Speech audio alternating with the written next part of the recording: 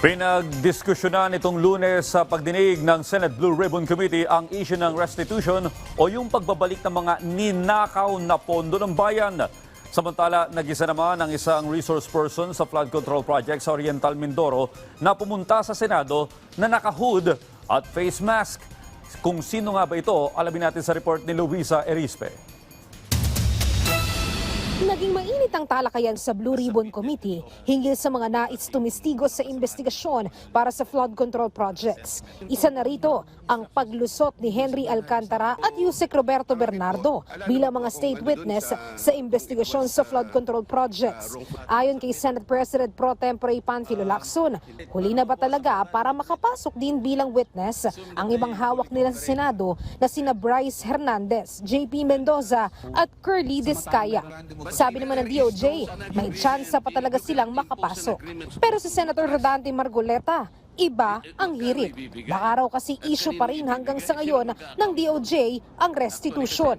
Prosecutor Padulyon, ini-insist mo kasi yung restitution kaya tayo nagkakaroon ng problema. Will you still insist on that? Agad na sumagot ang DOJ. Hindi umano restitution ang kailangan, kundi kooperasyon sa investigasyon. Paulit-ulit po namin sinasabi yon, Mr. Chair, na hindi po siya kondisyon para ang isang tao ay matanggap o makonsidera bilang isang witness under the Witness Protection Tapos na Program. tayo dyan. Tapos na tayo dyan. Kaya nga po, sinasagot ko po kayo na hindi ko po namin sinasabi.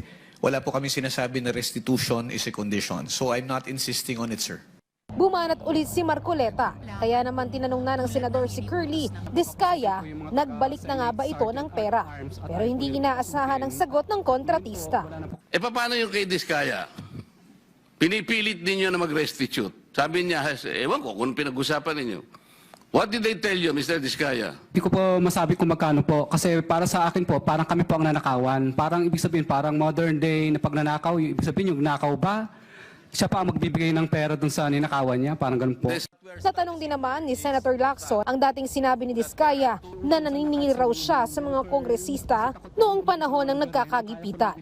Baka umano ito yung mga kickbacks na agad na hiningi ng mga mambabatas sa kanya kahit wala pang pondong na ilalabas. Pero sabi ni Discaya, talaga lang may utang sa kanya.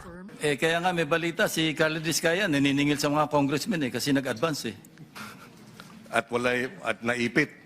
Kasi pumutok tong flood control, nakapag-advance, nagte-text siya sa mga congressmen, naniningil. Tama ba yan, Carly? Humihingi lang din po ako ng tulong sa kanila. At saka syempre po, talagang may mga utang po talaga sila.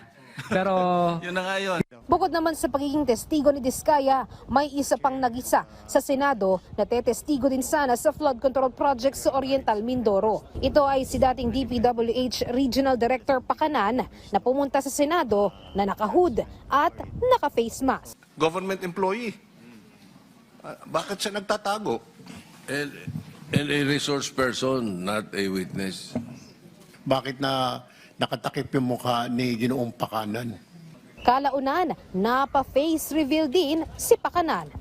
I do not see it as valid. How can he... Maybe he's protecting himself from shame. Baka lahat ng witnesses namin, resource person, nakatalukbong. At hindi namin papayagan, unfair yun.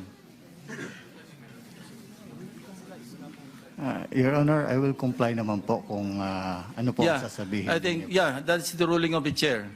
Kindly expose your face.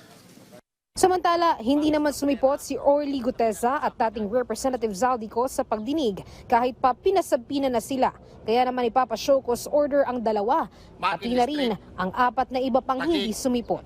Luisa Erispe para sa Pambansang TV sa Bagong Pilipinas.